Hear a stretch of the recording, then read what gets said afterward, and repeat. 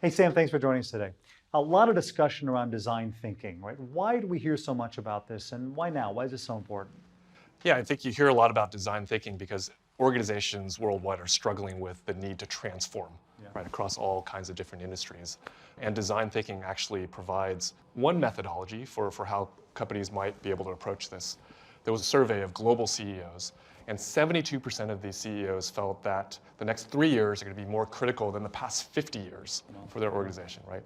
But the next thing is even more bleak, right? Only 5% of these CEOs feel that their organization is ready for that pace of change. I think most organizations are kind of at that point of transformation.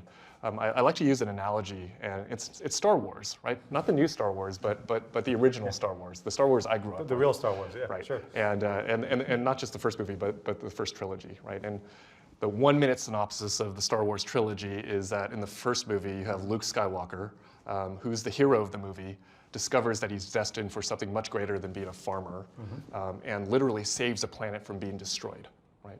The second movie, everything that he accomplished hangs in the balance by the end of the second movie because the Empire strikes back.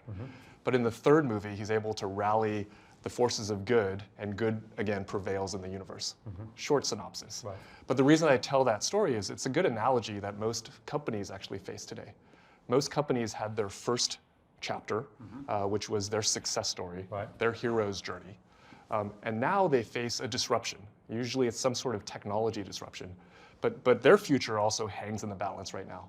Are they going to be able to be successful, rally their troops internally, transform themselves and be successful and dominant in their marketplace again? Or are they going to get disrupted and disappear like more and more companies are starting to do that can't do the transformation? So this is why it's critical, and most organizations are really kind of in that chapter, between the episode 2 and episode 3, and now's their time to transform. Hopefully we don't have to lose a hand in the process, Absolutely. right? So we'll see. So what is design thinking? Like we hear a lot about it, but what is it? Design thinking at its simplest is making sure that the client is at the center of everything that you do when you're designing a new product or service for that client. It's nice because it's an opportunity to actually scale that across your entire organization. It's a systematic methodological approach where you can teach your organization how to go out, understand your clients, have empathy in terms of the problems and the needs and the opportunities that your clients face, and then bring that information, that insight back into your organization, rapidly iterate in constant communication with your client to make sure that the solution that you're delivering to your client is actually going to delight them at the end of the day, right? One of my colleagues has also said that you want to make sure that the client's voice is always the loudest in the room when you're making important decisions about this. So design thinking is a way to teach an organization how to do this. And how do I think about design thinking in the context of just broader innovation, right? It's something everybody wants to be innovative these days, and you see that as much in the discussion as transformation. Innovation, right? It's that buzzword that every organization is trying to achieve.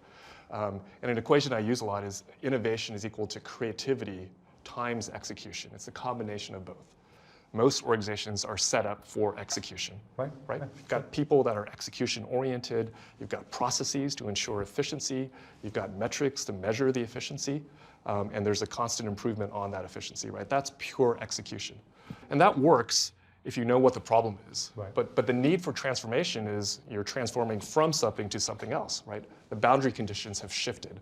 So the problem that you were solving 5 years ago or 10 years ago, maybe that was the problem that you solved better than anybody else, and maybe that's what made you super successful as an organization, actually might not be the right problem anymore, right? So you have to think about, okay, you have to go from problem solving actually to problem finding.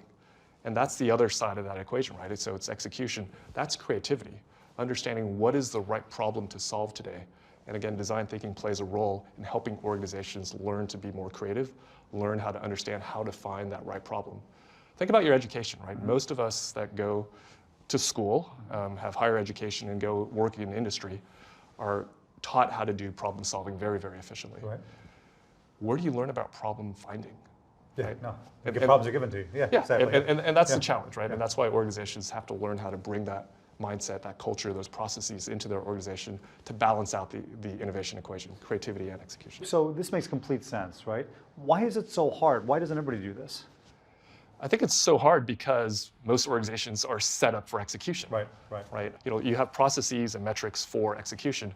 You don't have processes and metrics for problem finding. Right? Or the creativity piece.